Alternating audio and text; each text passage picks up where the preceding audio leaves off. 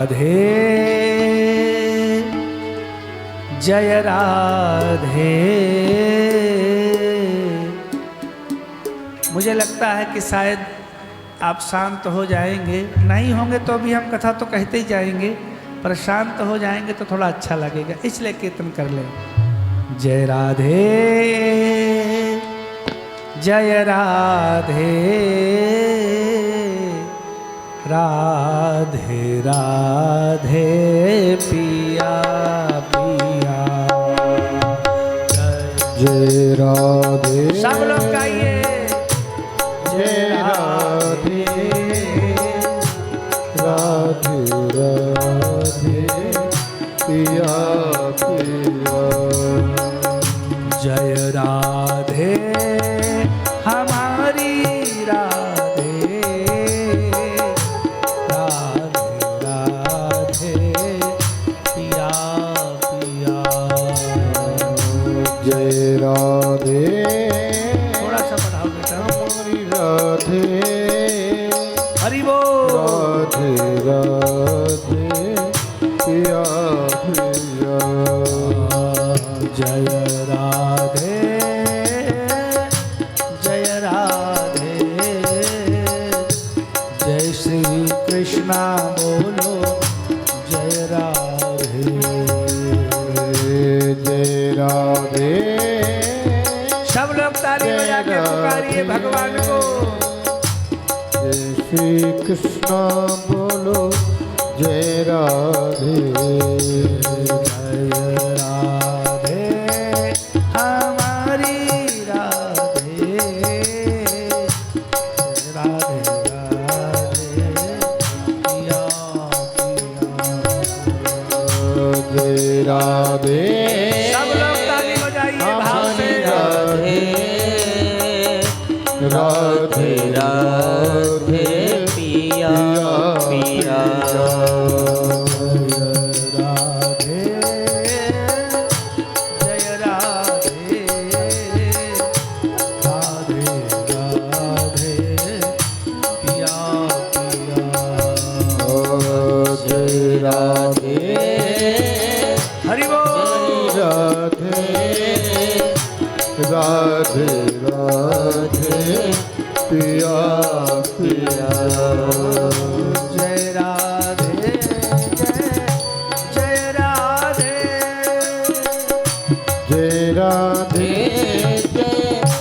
जय राधे जय राधे जय राधे जय राधे जय राधे जय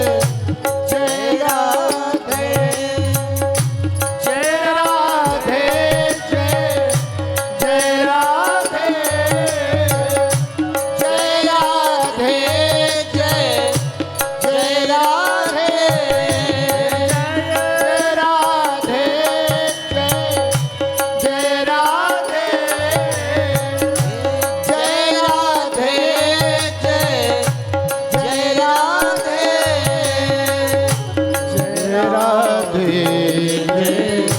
जय राधे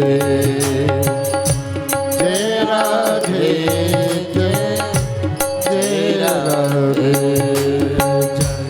राधे हमारी राधे राधे पिया पिया। बोलो। जय राधे जय राधे हरि बोल। राधे राधे पिया पिया। जय राधे जय राधे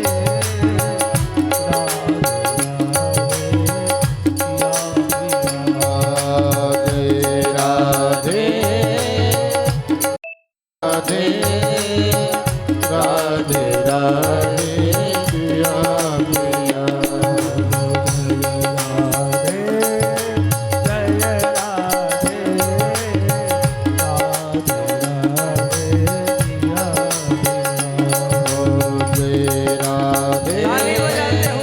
जय राधे राधे राधे जय हो।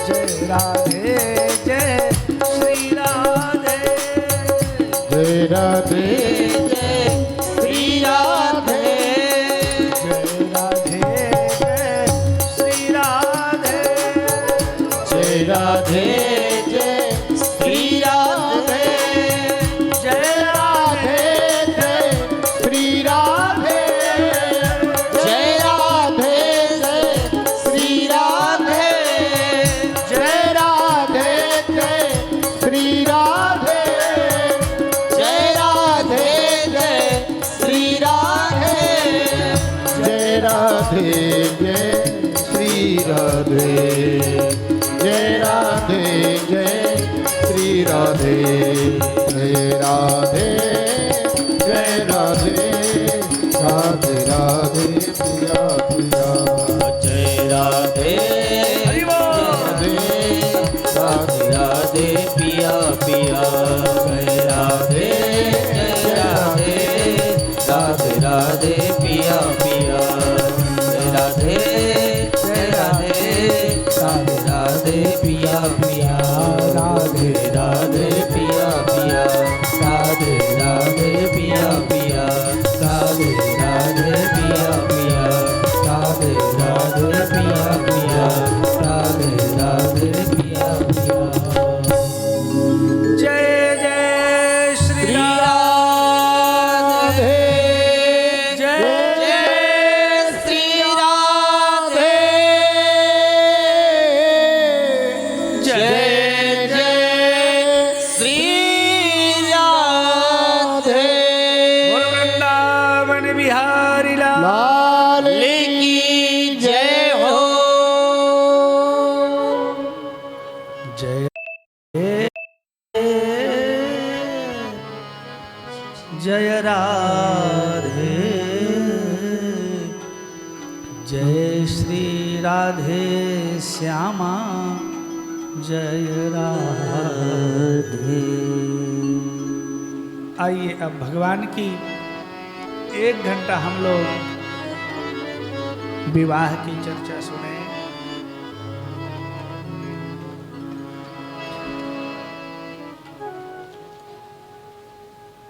ये आवाज कैसी हो रही है? अच्छा अच्छा ठीक। आहा, कंस की 2 पत्नियां हैं महाराज जी। कंस की 2 पत्नियां, एक का नाम अस्ति है, एक का नाम प्राप्ति है। देखो, कंस माने कस हिंसायाम, कंस माने दुष्ट। हर दुष्ट व्यक्ति की 2 ही पत्नियां हुआ करती है। समझना कौन कौन 2 पत्नियां। एक अस्ति, ये 2 पे ही जीता है। अस्ति माने है, इतना है। प्राप्ति माने इतना और प्राप्त हो जाए। ध्यान से सुन लो 2 मिनट। हर दुष्ट व्यक्ति का जीवन ऐसे गुजरता है, इतना है, इतना और हो जाए। तो जो नहीं है उसको लाने में पूरी जिंदगी लगा देता है। हमने कहा क्या बात है गोयल साहब, सिंगला साहब आप कथा में नहीं आए? हम पूछ देते हैं, सिंगला साहब कथा में नहीं आए? बोले काम से गए थे। हमने अगर ये और कहीं कथा हुई तो भी पूछा। आइए बाबू जी, संजय बाबू जी भी हमारे बीच आए हैं। घर के परिवार की ओर से संजय बाबू का भी स्वागत है। हमने दोबारा पूछा आप कथा में नहीं आए? बोले काम से गए थे।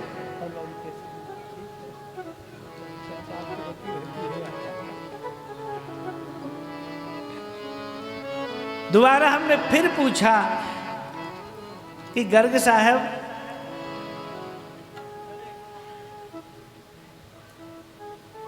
आप कथा में नहीं आए? बोले हम काम से गए थे। ध्यान से सुनना, काम से गए थे, काम से गए थे जो कहते हैं ना, वो गए काम से। जो जिंदगी भर यही कहते हैं गए काम से गए थे, काम से गए थे, वो गए काम से। और राम से भी गए, क्योंकि जिंदगी जब तक रहेगी फुर्सत न होगी काम से, कुछ समय ऐसा निकालो प्रेम कर लो श्री राम से। किसके पास समय है बताइए? आजकल तो लोग तक कहते हैं महाराज जी मरने तक का टाइम नहीं। तो हर कंस की दो पत्नियां होती है महाराज जी, एक अस्ति एक प्राप्ति। लेकिन हम आपसे प्रार्थना करें, बच्चा होता है ना छोटा बच्चा और अच्छी माँ, तो बच्चा थाली में खाना रख ले, अच्छी की बात कर रहा हूँ मैं।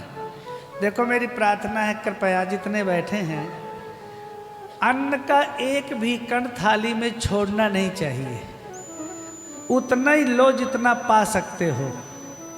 हमारे ब्राह्मण देवता एक अन्न का दाना नहीं छोड़ते,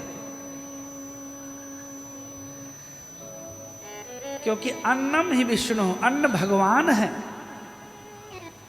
कोई भी व्यक्ति छोड़ने के लिए खाना नहीं दे रहा। तो हमारे छोटे बच्चे होते हैं ना, वो रखवा लेते हैं, फिर कहते हैं मम्मी और लाओ, मम्मी और लाओ मम्मी। तो मम्मी पता है क्या कहती हैं? बेटा इसको फिनिश करो, ऐसा बोलती हैं। पहले इसको फिनिश करो फिर हम देंगे। आप कंजकों का भोजन करवाते हैं, किसी को भी बच्चों को भोजन कराते हैं नवरात्रों में, तो आप यही कहते हो ना बेटा ये हलवा ले लो, वो कहे नहीं और हलवा डाल दो, तो आप क्या कहोगे? बेटा पहले इसको फिनिश कर लो, इसको फिनिश कर लो फिर हम दे देंगे। वो तो कटोरा लिए खड़े ही हैं, ये खीर पी लो फिर हम और डालें। इसका अर्थ कितना सुंदर है। जो आपके पास प्रभु ने दिया है पहले उसको तो फिनिश करो, पहले उसका तो उपयोग करो, और ले लो और ले लो और ले लो और ले लो। इसमें जीवन को खत्म कर देना ये बात ठीक नहीं है। इसलिए हमने परसों कथा सुना, कल कथा सुनाई थी राजा बलि की कथा। जो है उसको प्राप्त को पर्याप्त समझ करके बहुत कमाए हम लोग, लेकिन कमाने के बाद उसका प्रयोग कैसे किया जा रहा है? क्या इसीलिए ज्यादा थाली में अन्न ले रहे हो कि नाली में डाल दे?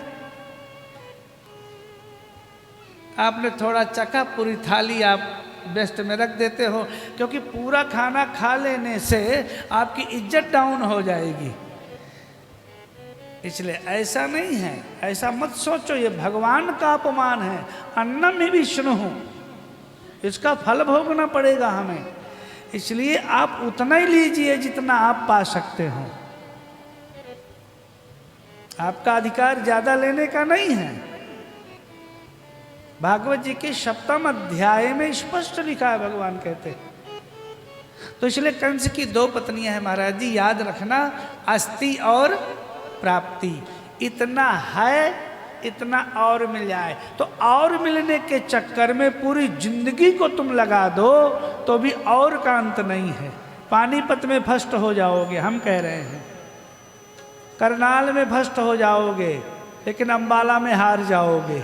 चलो अंबाला फर्स्ट हो गए तो हरियाणा में हार जाओगे, हरियाणा में तुम फर्स्ट हो गए तो महाराज जी पंजाब में हार जाओगे, भारत में फर्स्ट हो जाओगे तो इंग्लैंड से हार जाओगे। कहीं ना कहीं 2 नंबर में तो आना पड़े। इस साल 1 नंबर में हो, अगले साल 2 में पहुंच जाओगे। तो अगर पहुंचने का दुख आपको होगा तो आप दुखी हो जाओगे। एक के घर महात्मा जी आ रहे थे, बहुत प्रसन्न था वो व्यक्ति, बहुत प्रसन्न था। महाराज जी को दक्षिणा भी बहुत दिया। अगले साल महाराज जी फिर आए तो अब की वो व्यक्ति दुखी था। तो बोले क्या बात है भक्त जी, तुम दुखी हो? बोले हाँ महाराज जी। क्या घाटा लगा? बोले नहीं। तो दुखी क्यों हो? बोले दुखी इसलिए हूँ कि इस कॉलोनी में पहले मेरा ही नंबर फर्स्ट आता था, कोठी वाला मही कहा जाता था। अब तो पता नहीं कितने लोगों ने बना लिया, मेरा नंबर ही नहीं आ रहा। तो महाराज जी ने हंसी में कहा कि क्या आपने इनको पैसा दे करके कोठी बनवाई है? बोले ना, मेरे देने का तो मतलब नहीं, मेरा बस चले तो इनको उजाड़ और दूँ मैं, क्योंकि मेरा नंबर गायब हो गया। तो महाराज जी ने कहा अगर ऐसी सोच है तो जिंदगी भर दुखी ही रहोगे। जब प्रतियोगिता में हम आ जाते हैं तो कभी ना कभी तो 2 नंबर में आएंगे। इसलिए कृपया ध्यान दो, अस्थि और प्राप्ति के चक्कर में आपको नहीं रखना। परमात्मा ने जो दिया है वो बहुत है, उसी का प्रयोग करते रहो और कर्म करते रहो। ऐसा मत सोचना कि भगवान ने कर्म करने की प्रेरणा नहीं दी। भगवान ने तो कहा है कर्मण्येवाधिकारस्ते मां फलेषु कदाचन। हम सोचा करते हैं कि भगवान कृष्ण जी के हाथ में सुदर्शन चक्र है कि नहीं, आप लोग बताओ, सब लोग बताएं। भगवान श्री कृष्ण जी के हाथ में सुदर्शन चक्र है कि नहीं? उस सुदर्शन से शिशुपाल का सिर काटा है कि नहीं? हमारे श्याम सरकार का, खाटू श्याम सरकार का सिर किस चीज से काटा गया? तलवार से? हैं? सुदर्शन से कटा कि नहीं? तो सही बताओ, अगर सुदर्शन चलाने वाले सुदर्शन चक्रधारी भगवान श्री कृष्ण हैं तो अर्जुन से युद्ध कराने की क्या जरूरत थी? कहते अर्जुन जी बैठो नाश्ता पानी करें, मैं चक्र को भेजे देता हूं, 2 घंटे में सफाया करके लौट आएगा। हो सकता था कि नहीं? जिस सुदर्शन चक्र ने जरासंध की 23 अक्षौणी सेना को 17 बार काटा, ये तो 18 अक्षौणी सेना थी, वो भगवान सुदर्शन चक्र से दुर्योधन की 11 अक्षौणी सेना को काट सकते थे। जो 23 अक्षौणी सेना को 17 बार काटे हैं, वो सिर्फ 11 अक्षौणी सेना को काट नहीं सकते क्या? काट सकते थे, लेकिन वो अर्जुन से कर्म कराना चाहते हैं। इसलिए भगवान कहते हैं कि हे जीव तू कर्म कर, तू बैठ मत, कर्म कर। तो कर्म तो हम करेंगे, लेकिन कर्म हम करें नौकर समझ करके। प्रभु ने सेवा का अवसर दिया, सेवा कर रहे हैं। हानि लाभ जीवन मरण यश अपयश विधि हाथ। इसलिए अगर घाटा लग गया है तो दुखी ना हो, लाभ भी तो होगा। इसलिए 2 पत्नियां हैं, अस्थि प्राप्ति। ये जरासंध जो है कंस जी का ससुर था, ये जरासंध की बेटियां हैं। जब ये दोनों बेटियां बिहार चली गईं, मगध देश चली गईं अपने पिताजी के यहाँ, और पिताजी को बताया कि वृंदावन बिहारी कृष्ण ने हमारे पति को नष्ट कर दिया, तो महाराज जी ध्यान से 5 मिनट कथा सुनना। जरासंध ने प्रतिज्ञा किया कि पूरी धरती को मैं यदुवंशियों से विहीन कर दूंगा, यदुवंश को ही खत्म कर दूंगा। कई लोग ऐसा सोचा करते हैं कि हम इसको खत्म करेंगे, उसको खत्म करेंगे, होता होता कुछ नहीं है। तो इसने क्या किया, 23 अक्षौणी सेना लेकर के 17 बार आक्रमण किया महाराज जी। एक बार नहीं, मैं सोचा करता हूँ यार, 1 बार लड़े, 2 बार लड़े, 3 बार लड़े, 4 बार, गिनती गिनो वाला 17 तक आदमी थक जाता है।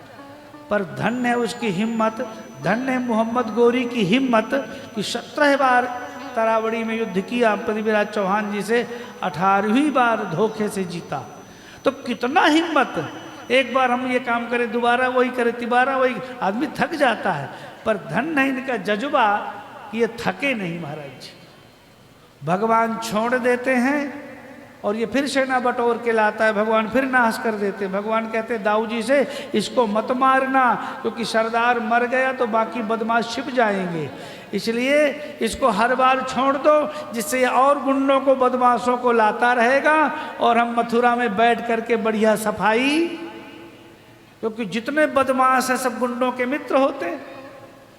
तो पूरी धरती में जब यदुवंश कृष्ण अवतारा होई हरन महामही भारा, धरती में महाराज जी बहुत आतंक फैल गया था, घर घर बच्चे बच्चे आतंकी हो गए थे, तब भगवान का जन्म हुआ था। इसलिए भगवान कहते हैं कि हम तो मथुरा में रहेंगे, इसको छोड़ते रहना सरदार को, नेता को, ये बार बार लाता रहेगा और हम उनकी घर बैठे सफाई, कहाँ कहाँ जाएंगे, किसको किसको मारेंगे हम। तो महाराज जी 18वीं बार जब आया वो, भगवान ने एक काम किया। भगवान रात्रि में ही द्वारिकापुरी का निर्माण कर दिया और रात्रि में ही सोते हुए मथुरा वासियों को वहाँ पहुँचा दिया। सुबह जागे तो उन लोगों ने कहा द्वार का कहाँ है द्वार, दरवाज़ा किधर है, क्योंकि बहुत आत्मयोग के द्वारा विश्वकर्मा ने निर्माण किया था। जैसे गांव के आदमी को तुम शहर के होटल में ले जाओ गुड़गांव आदि में, तो उसको बटन दबाने का पता, हम जैसों को नहीं पता रहता कौन बटन किधर दब जाए। तो हम तो पूछेंगे भैया बता दो ये कैसे खुलता है, कैसे कमरा खुलेगा, कैसे एसी चलेगा। तो बेचारे मथुरावासी थे, पूछते द्वार का दरवाज़ा कहाँ, दरवाज़ा कहाँ, नाम ही पड़ गया द्वारका। बोलिए द्वारिकाधीश भगवान की जय हो। जब आप जय जयकार करते हो तो आपकी हाजिरी सरकार के चरणों तक पहुंच जाती है। अब इधर क्या हुआ, भगवान यहाँ रह गए दाऊ जी के साथ, कुछ सेना के साथ। पूर्व से तो आ गया जरासंध और पश्चिम से काले वन को बुला लिया। भगवान ने आपकी क्या हिम्मत करी, सुनो जरा। भगवान रण छोड़ बढ़ गए, रण छोड़ करके भगवान चले गए। दाऊ जी ने कहा कि रण से भागना तो अच्छी बात नहीं।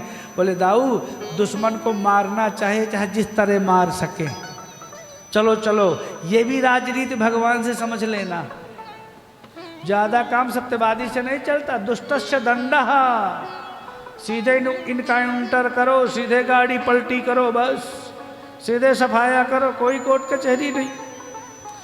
जिस किस तरह भी राक्षसों का नाश हो भगवान चाहते। भगवान महाराज जी भागे, काले वन पीछे पीछे, मुचकुंद के द्वारा काले वन का नाश करा दिया और प्रवर्षण पर्वत पर चढ़ गए। जरासंध ने वन में आग लगा दी, सोचा जरासंध ने मेरा दुश्मन मारा गया, और भगवान द्वारिका चले गए। भगवान ने कहा दाऊ दादा से, दाऊ दादा यहाँ आ गए समुद्र में, यहाँ कोई आएगा नहीं, तो चुपचाप शादी वादी कर लें, अपने ब्याह हुआ, क्योंकि लड़ाई झगड़ा में तो ब्याह होगा नहीं।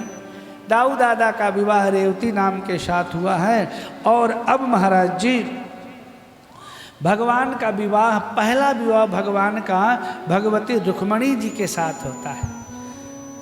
भगवान का विवाह भगवान के बहुत विवाह होते हैं। इन विवाहों का सारा अर्थ हम आपको कल सुनाएंगे, लेकिन भगवान का पहला विवाह रुक्मणी जी के साथ। देखो भैया, विदर्भ देश में एक राजा थे, राजा श्री भीष्मको नाम विदर्भाधिपतिर्महान, तस्य पंचा भवन पुत्रः कन्यैका च वरानना।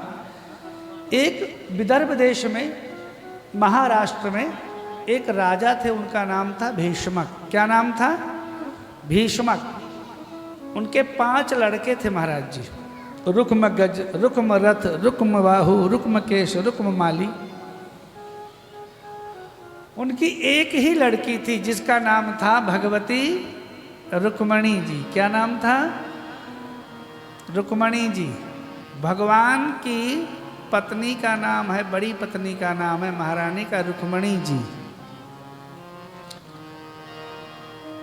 ये कोई शंका नहीं है, फिर भी आपको हम बता दें, भगवान का विवाह राधा जी के साथ हुआ है, भांडीर वन में ब्रह्मा जी ने कराया है। राधा जी भी भगवान की पत्नी है, पर राधा जी को श्री दामा जी का शाप लगा है गर्ग संहिता में 100 साल का। इसलिए आप कहीं भी देखते होंगे फोटो, मूर्तियाँ कन्हैया की राधा जी के साथ है कि रुक्मणी जी के साथ? राधा जी के साथ। तो राधा जी पत्नी हैं।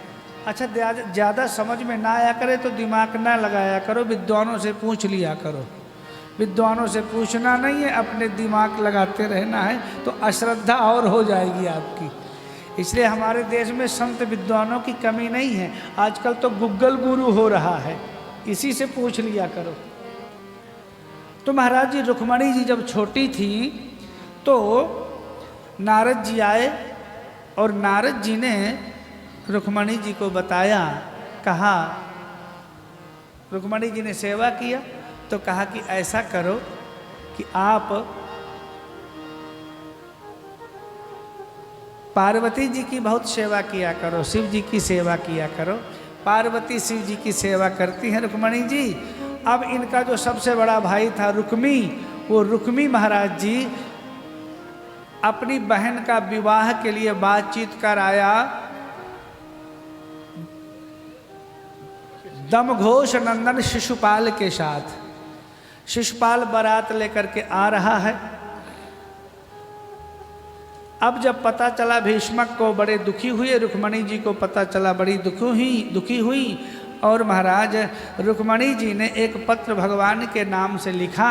जब पता चला रुक्मणी को कि मेरा विवाह शिशुपाल के साथ होता है, एक ब्राह्मण को भेजा, 7 श्लोकों में एक चिट्ठी लिखी और वो ब्राह्मण गया भगवान के पास। भगवान ने प्रणाम किया। भगवान ने पूछा, बताओ बताओ ब्राह्मण देवता कहाँ से आए? बोले विदर्भ देश से। क्या है? बोले भगवान आपके चरणों में चिट्ठी लेके आए हैं रुक्मणी जी की। ओ रुक्मणी जी, बहुत नाम सुना है हमने उनका। बोले प्रभु ये चिट्ठी पढ़ो आप। भगवान ने कहा पंडित जी आप ही पढ़ दो। अब देखो वो चिट्ठी पढ़ते हैं पंडित जी। उस चिट्ठी में रुक्मणी जी ने क्या लिखा है?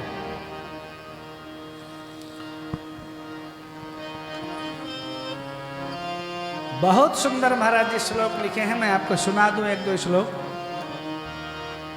श्रुत्वा गुणान् भुवन